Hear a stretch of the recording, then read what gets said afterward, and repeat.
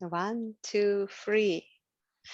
Hello, everyone. Welcome to our second talk for the day three of Hudson Valley Tech Festival conference.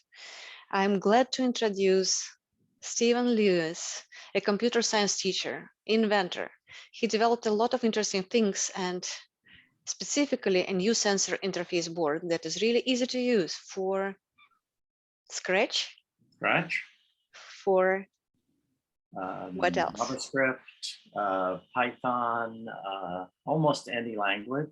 Oh, okay. Can work with this directly. And I can explain how that works. He is inventing new physical interfaces for programs that students write or for existing games they like to play, making data measurements inside classes. The beautiful gift from Steve to all our attendees. He is willing to give away his board he invented to try, especially he is looking to find educators to implement this in the classroom setup. So I will let Stephen to address these in details and the way how to connect with Steve. Welcome to use our Slack channel and check the agenda. You will see how to connect with Steve using LinkedIn, Twitter, or any other website links. Okay, Steve, the floor is yours. All right, thank you very much. So yeah, I teach computer science, but I also develop products for education. And one of the products that I've been working on is a board that looks like this, based on an Atmega chip, sometimes called the Arduino chip, with lots of access ports around the outside. My experience is that Arduino and things of that sort are really quite difficult to teach with. There's just so much that can go wrong. So what we tried to do with this board is make it so that the sensors that you plug in here, and I'll show you what the sensors look like in a second, are sending back simulated keystrokes as if you were typing them at the keyboard. Now, the advantage of that, so if I have a sensor like a heartbeat sensor, for example, this is our heartbeat sensor. It goes against your skin like this, and it sends back, depending on the value of the heartbeat, it'll send back a key from A to Z. That's the range of the heartbeat. And a very simple program in Scratch or JavaScript or anything else can simply capture those keystrokes and say, oh, that's the current value of whatever the sensor is that we want to track. So some of the sensors that exist that we sort of bundle with the kit, so you can play with them. This is a motion detector sensor. It can tell if something's moving around in the room. We have an infrared proximity sensor, which can tell if something is right next to it. We have a photocell, which can measure the amount of light. So basically, you take these little modules and you connect them up to the board and just connecting them either with alligator clips or with these wires. So here's a heartbeat sensor. It's connected, and you plug in the USB cable into your computer, and it will immediately start sending keystrokes, as if you were typing on the board, but that's data. So I will now, if you like, let me just show some of the other sensors that we have. This is a moisture sensor. You stick it into soil or water, and it will tell you how wet the soil is. You can use that for a variety of activities. This is a pair for sort of scientific purposes. This is a pair of infrared detectors. And what you can do in this case is put them, for instance, you want to measure the acceleration of a ball going down a ramp or a ball falling. You connect them up, and I have pictures of this on the website. You connect them up at a certain distance apart next to a meter stick with a ramp and a ball going down. And the first one will detect the ball in front of it. And then let's say 10 centimeters later, the second one will detect the ball, and it will give you a very simple Scratch program to simply, for example, to start the timer and stop the timer, and it will give you the elapsed time, 10 centimeters, 20 centimeters, 30 centimeters. I teach with this in my engineering classes. We build speed testers, and then we come to the physics classrooms and the students demonstrate them. So I will basically, the basic idea is that you take the board, you plug it into the USB port, you connect any one of these sensors up to it, and it will send back a keystroke, an A or a B or a D or an F, depending on the value of the sensor. And any program, very simple, I'll show you some simple Scratch programs in a second, that can handle this type of information. So there's no drivers to install. We really looked at the problem of trying to work with sensors and Arduinos or legacy systems that have their own software, and we just really concluded that that was too complicated for most situations. So I'm going to take now, I'm going to share my screen. I'm going to take this set up here. This is set up basically as the heartbeat sensor plugged into one of the channels here, just a simple plug and play, the USB cable. I'm going to run a simple Scratch program and we're going to watch my heartbeat. I'm going to be pressing this against my hand or my fingertip. And basically what this sensor does is it detects the reflected capillary action, which actually changes the color of, you can't see it with your eye, changes the color of your skin momentarily every time every time your heart beats. So pretty tricky, but it's very simple to use this. So I'm now going to share my screen. And I have a relatively simple Scratch program here, which basically just takes the information. I'm going to now plug in the sensor. I'm plugging in the USB cable, and you can't, I don't think you can see this, but I'm about to put this onto my hand. And if all goes well, we will see the heart beating here in a second. There it is. So that's, let me put it on another part of my palm. And it takes a few seconds to stabilize. That's my heartbeat right there. Every time you see, I assume you can see the little zigzag. And it's detecting just with a very simple set of keystroke interpreters. So when the heart beats, it sends a J key. And when the heart is not beating, it's sending, let's say, a K key. So all your software program has to do in Scratch or in JavaScript is say, did I receive a J key or did I receive a K key? And so you should be able to see, I threw in the little heartbeat and it's working okay. There we go. I think I have to, I guess if you're presenting in a conference, there it is, a couple of heartbeats. So it's pretty good. And there's another zigzag right there. So you can see the pulsing of the heart as detected through the, I'll just give this another second to stabilize. There, it's a little bit more stable now. Sometimes it takes a few seconds. So that is a heartbeat detector written in Scratch with a plug and play board. You just plug in the sensor, you plug in the USB cable, and I'm going to take that out now. So that helps. One little extra thing that's kind of neat here is if you wanted to make a physical invention with this, you can take the servo motor. Oh, I'm sorry. Let me unshare my screen for a second. Stop the share. So we have the same setup you just saw sending keystrokes back to the program. We also have the option of plugging in a servo motor, and I put a little, here we go, I put a little Lego stick on it so you can see it go, and we plug it into the board. And now I'm gonna hopefully, okay, so we've got a servo motor and we've got the heartbeat sensor. And now I'm gonna plug in for power. And by the way, this will work either with power from the computer or a battery pack. And let's see if I can get this to show my heartbeat sensor. Oops. Okay, a little hard to do live here, but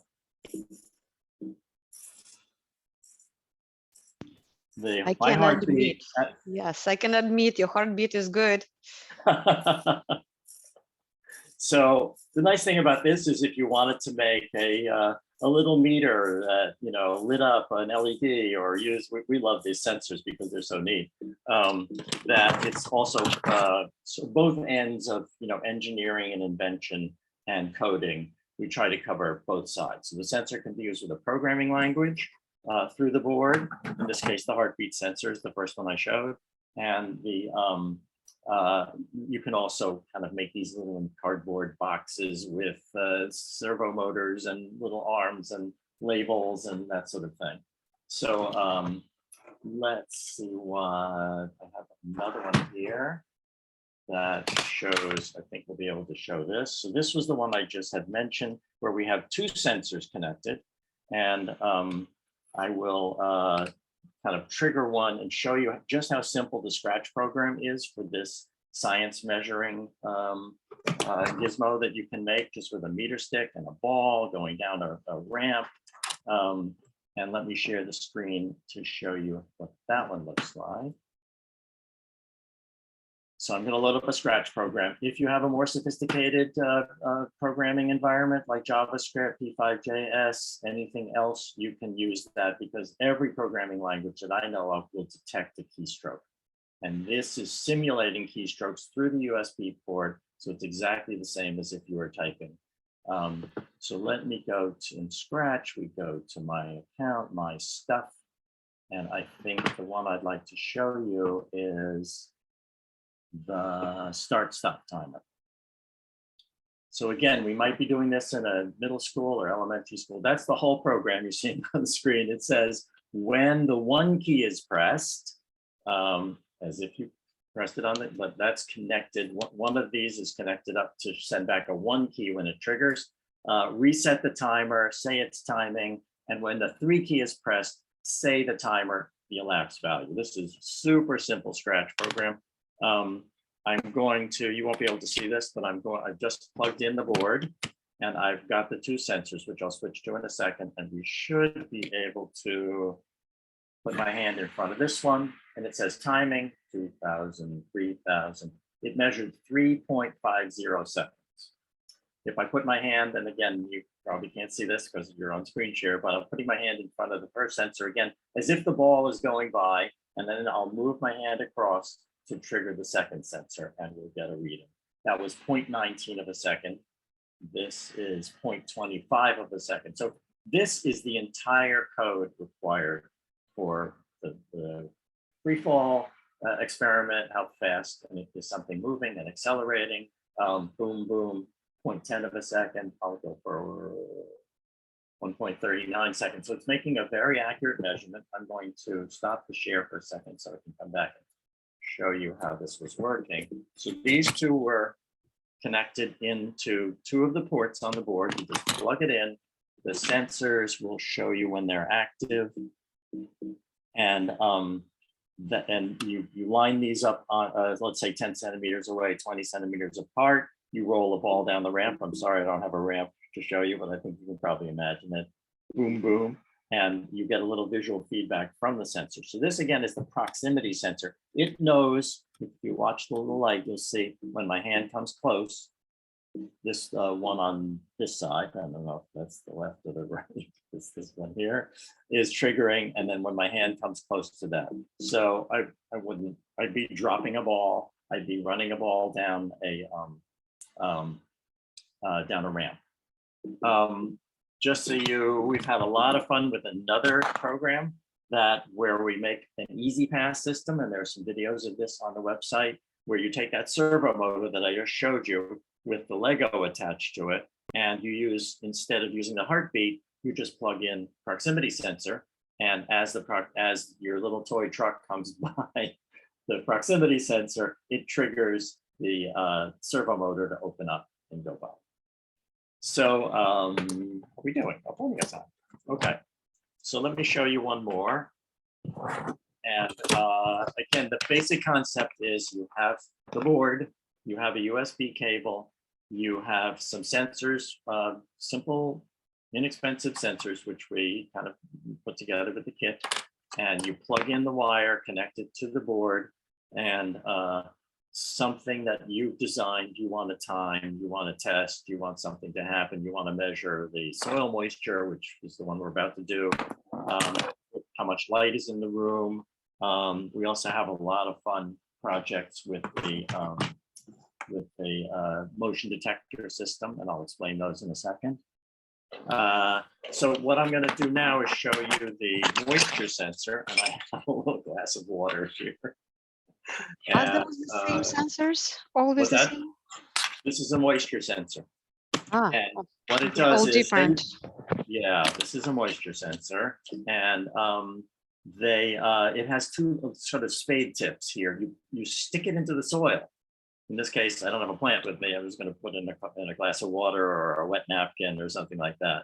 But you stick it into the soil. It's connected up to one of the ports on the board. Sorry, everything is dangling here. And we also, in addition, we also have a little dial that can be used. So it's a little confusing, but you can use it either for a physical invention, like my moisture meter. When I put it into a wet, the soil is wet. The indication will show me that it's wet or medium wet or dry, needs to be watered.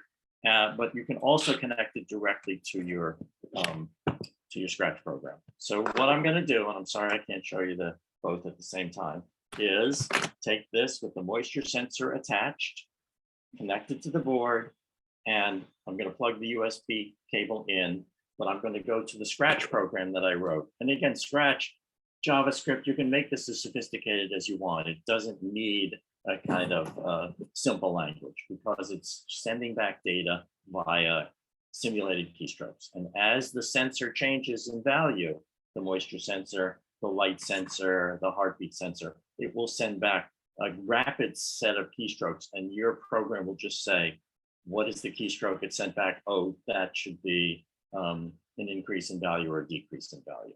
So let me screen share. And Yulia, you can, if there are any questions floating around, you can interrupt my. Yeah, I will read those. But so far, Okay. I see excitement about the Scratch used for real use cases.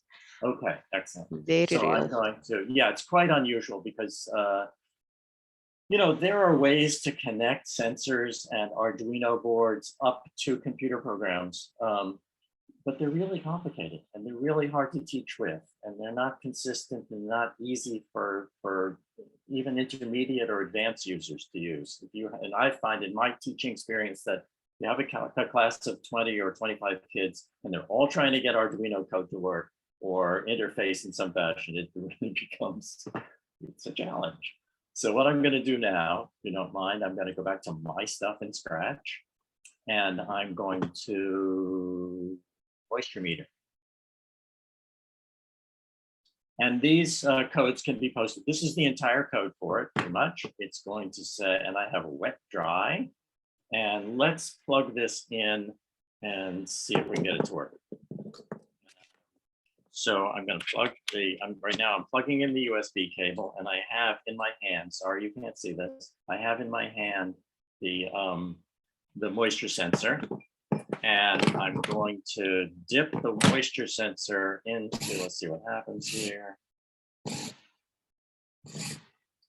me see if I can get this to work. You know what they say about live demos.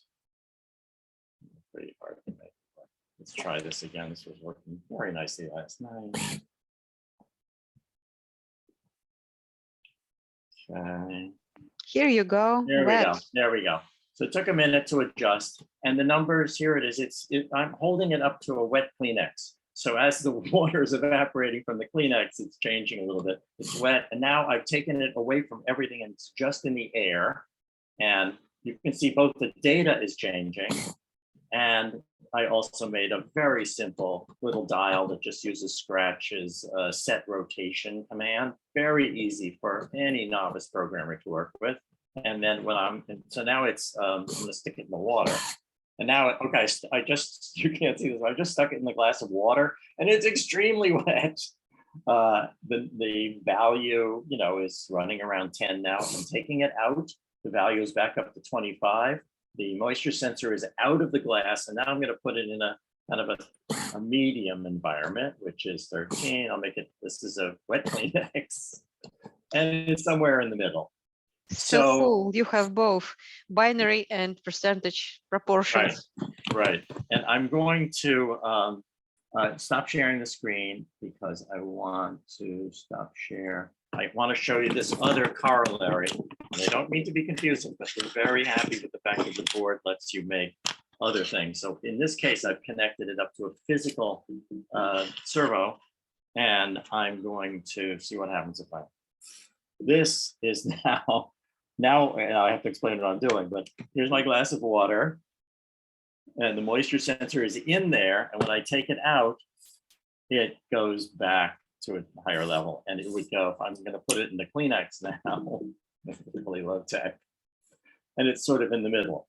So you would actually be able, and we've done this, and there's a image of this video of this on the website. We have, either sending the data to a computer program so that you can make something and analyze the values and do something scientific. Or if you want to make a physical invention in your classroom, you can take the sensor and I'll plug it into the water. And we literally have, we would embed this servo motor in a little cardboard box, and we would have it labeled wet to dry, and set it up so that you can make a portable moisture meter. Because the other thing to note is that there's a battery pack with these boards as well. So if you wanted to make something that's completely unplugged, not connected in any way, the moisture meter, the heartbeat with the servo that kind of shows it going back and forth, you would be able to, don't need the USB cable. So again, it's kind of like several things at once. I'm sorry if there's a bit of a confusion about it, but battery operated invention box with the same sensors and some sort of output like a servo. Servo works very well with that. That would be the Easy Pass system. That would be the heartbeat, where it was going like this every time it detected the heartbeat. The moisture meter. That's one class of activities that you can do with this. And the other class is, yes, we have computers in the classroom. Yes, our kids are capable in Scratch, at least or JavaScript. But when I say capable, I simply mean, oh, I got a keystroke of this much, therefore, rotate the little arm or set the timer or something. Very simple Scratch programs to be able to do all kinds of interesting things. You can also use it with some of the sensors that we have, the light sensor, for instance, or others. If you wanted to move your Scratch CAD up and down under the control of a sensor of some sort, which is a lot of fun. We have potentiometer sensors that are just little dials, and you could attach a cardboard, like a simple cardboard steering wheel to it and, make a user interface that was physical. So just to sum up before we take some questions or Yulia asks me some things, we have a board. We have a little group of sensors that come with it. They're, like this. This is all reasonably priced. It's in the $50, $60 range. There are other things that it can do, which I don't want to go into right now, but you can make musical instruments of all different kinds. It's a lot of fun. But the main uses are physical computing made simple. Sensors go in, send keystrokes back. The coding is something that pretty much any student, even in upper elementary, middle, it's the same thing that they're, where they're using keystrokes in their normal Scratch and JavaScript programs. This is physical computing connected in plug and play. Just to reiterate, no drivers, no installation. You just plug it in, and it's kind of like the computer thinks it's a keyboard, and the keys that are coming from it are proportional to some aspect of the physical values of the sensors, whether they're light sensors, moisture sensors, heartbeat sensors. We kind of have a nice little package. Just one more thing, we do a very funny thing with the motion detector. You can run your program overnight, and if you have a pet, the motion detector will record when it saw the pet running around. Like, do they have a secret life at night? Maybe they do. And so you can have it actually track the motion of something. And the other thing we do with this is really funny. We do a sleep, what do they call them? The sleep analyzer. So you run your computer, you point the motion detector at you lying in bed, and every time you toss and turn, it makes a record of it. So you have, you can let it run all night. And you'll see that between 2:30 and 2:45, you were doing a lot of tossing and turning. Of course, you don't remember it, but the computer knows, and it will literally make a kind of a graph or a data. You can store your data with a Scratch or array, which they call a list. and you can just run it, and that data can be exported to Excel, or we have our demos actually graphic right in Scratch, which is somewhat innovative in and of itself. So anyway, that's what we have, and I'll be glad to share one of these boards and kits with anybody who's listening now, who's interested in trying it out. I would send it to you at no charge because we're really proud of it and we want to see what you think. This is awesome. I have so many questions, but let me focus on the main one. Okay. What are you trying to communicate today is the opportunity to be inventor using Scratch and sensors, and you are showing different scenarios or different applications. Am I right? Yes. The purpose of this presentation is probably just to sparkle your imagination and just to show unlimited opportunities for educators how to create more inventors in your classroom, inventions. Yes. Yeah. What's the specific thing you're giving away? Is it a board and a set of sensors? Or? Yes, board, set of sensors. I include a USB cable just because not everybody has one.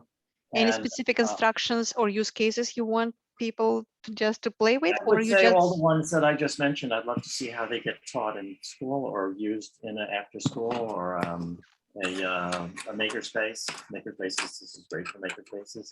Yeah, I'd love to have some feedback about how. I think it's easy. I think it's simple to use. Was it? Did it work out? Were there problems? I'm interested in getting some feedback about how in the real world situation. So actually, you're seeking the shared space with people for those game changers who are bringing these innovations into school classroom.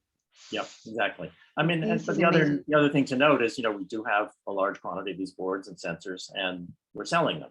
So I don't want to make a sales pitch because that's not what this is about. But it's a product. I'm not. Are you inventor of those sensors, or you're buying those sensors? No, we buy the sensors. These are yeah, they're all on little printed circuit boards. I mean, it would be a difficult thing to manufacture. So the know-how probably in the combination use case, where to use it for and how to use it, right? Yes. Yes. I'm sorry. Was you were asking me what are the use cases? I think there are know-hows right there in use cases, creating specific use cases, but also it's opened the door for many other use cases. And just to see like the hackathon which is happening right now, we're offering some parts and we are curious to see what they will come up with. Yes, yes. The other thing is that we would love to have little videos. If one of the people who asked for this board, and we send it out, and there's no charge. Wow. We're looking to see, even though we sell it as a product, we always want to find more innovation and fun stuff that people were able to do with it. But the other category, is physical computing is a big area of interest right now. And it's really, in my opinion, very hard to do. Of course, Arduino does it nicely, but if you try to teach with Arduino, you'll find that it's very demanding, especially in a classroom with more than one child. I see a few questions in the chat as well. Okay. Where do you find the prerequisite basic education to be able to use all the components? Where do you find the prerequisite basic education to be able to use all the components? Well, honestly, if you start with something simple like timing, I think you saw just how simple that Scratch program is. So we bundle the Scratch, you can go on our website and download the Scratch programs, and we hope to have more, accurate videos of how to use them. But we've tried, I don't think there's much of a prerequisite here because you just, we'll give you the Scratch program, you download it, and there's not that much to learn about how they work. It's pretty straightforward. I mean, you saw the timing between the two sensors for a ball moving down a ramp or falling. That was start timer, stop timer. And there were those 5 blocks are everything that you need. So there is a very low entry level for students. And honestly, elementary school, upper elementary school, middle school, high school, etc. But it's if I understand the question right, it's really there's going to be material on the website for each of these sensors. That's a demo program, but the coding is really simple. I think you can see my screen. Yes. So I see another question in the chat, how they can connect with you. Okay. So the easiest way, just to go to website HVTechFest'21, hit the conference, grab this panel, and you can see the speaker, Stephen Lewis. When you see this, here's LinkedIn, Twitter, and website for FunK, the Kindernet of things. So what I will do, I will put in the chat probably this link, and I will allow you to explore whatever you need to see there. On another note, Stephen, it's too bad you missed the first day in person. It was really fun, but Yeah. you can see the contextual matchmaking right here. You can talk with those educators, drone education, and they're using Scratch and they're using different code. Nice. And we run a lot of interesting programs in the Newburgh Free Library. And we have educators in the chat right now. So I am glad they are learning from you. So saying that, I have two more questions to you. I will stop sharing the screen. Okay. And I will ask question 1. Okay, are you associated with any maker spaces in New York metro area? Yes. Where people can find you and play with you? Oh, well, I teach in Manhattan. Okay. So I'm there. I live in Manhattan right now. I'm upstate, but I'm on weekends. I'm not there as much. But Where do yeah, you I teach? teach at the Abraham Joshua Heschel School.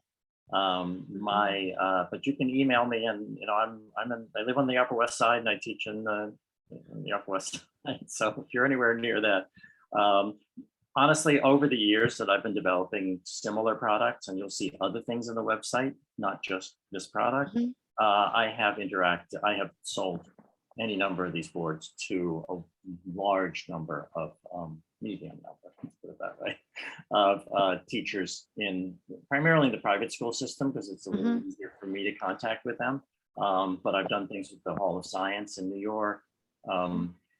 For right now, I'd say the best way is just send me an email and we can Zoom anytime you want. The makerspaces, yeah, so many of the private schools in New York have makerspaces, and I am working closely with them. I would like to find more makerspaces, and I have sold these boards to other makerspaces, but I would be happy to connect with anybody who's involved in a makerspace or any kind of after-school education program. RoboFun is a good colleague of mine, if you know that institution. So yeah, and I'm open to anything. So this is fantastic. Yeah. Any association with New York State Teachers Association? I noticed you attended their meetings. Yeah, I'm trying to make contact. I'm a member of the CSTA. I'm a member of the New York CSTA, the upstate one, the Hudson Valley one. Does it help? A little bit. Yeah, people are, a little bit. I see. We discussed yesterday there is not enough cross-pollination between the real world inventors and the school system. Yeah. Everybody wished to have more, but well, I'm also a real world inventor. And I have, I'd like to do that, but I'm also a real world inventor. I have a couple of patents on interactive devices, so I like to do at a different level. But I love teaching. I've been teaching for 20 or 30 years. And certified educator. I'm happy to work with anybody who wants to chat with me or Zoom or try out the boards or buy a bunch. Sounds awesome. Your talk was fantastic. It's really sparkling the imagination and open unlimited opportunities. I'm glad our first talk was addressing find your 5 years old one in yourself and start asking why. And here you go with your 5 years old asking how and what if. Let me play. Right. That's great. And thank you That's so really much for doing fantastic. this. Yeah, I mean, I'm glad to be involved with the Hudson Valley group that you've organized and run. And I very much would like to, as I say, I'm a Beacon, and very much like to Local, connect. Beacon, New York. Thank you so much for sharing your expertise and experience in projects. I see another question in the chat. Probably it's the last question for us for this talk. How did you learn? I mean, addressing your own experience maybe would help others. Yes. Right? So What was the trigger? How did you do that? honestly, I just I come up against teaching within the educational sphere, because I do have other inventions in other spheres. But How did you learn to be inventor? I would say. I don't know. You were born this way. I was born that way. Oh, I don't okay. know. But I think everybody's an inventor, and everybody wants to be an inventor. And if you have an idea, I mean, just as an example, I am not capable. We designed this board. We designed the firmware that goes on the chip. We sourced the sensors. I could not have done that myself. I hired an engineer who's now a good friend, and I pay him money, and he does the engineering of something like that. The ideas come from me, which is to say that if you want to be an inventor, you might need some help making the thing, or finalizing it, or in production, or whatever. But the ideas are key, and sometimes they're very, very simple. So you're a brilliant example of the art when asking right questions or just being curious help a lot. And on another note, as the after-school program educators here, we can admit that tools themselves sparkle your ideation. Look at this tool. It's so cool. Where it can be applicable? What can I do about this? Oh, this thing, another thing. Right, absolutely. And that's why we have these examples like the Easy Pass system. It's very simple to make, but it might say, what else could control a traffic system? Could I, So yeah, you're right. One simple example and one piece of hardware or set of sensors, which is meant to be very, very flexible. So you should be able to use these sensors in totally different ways from the ways that our examples will show. Amazing. You. Yeah. Perfect. Wonderful. Thank you so much. Thank you, Stephen. Really appreciate that. Saying that, I will stop sharing. I'll stop recording. Okay.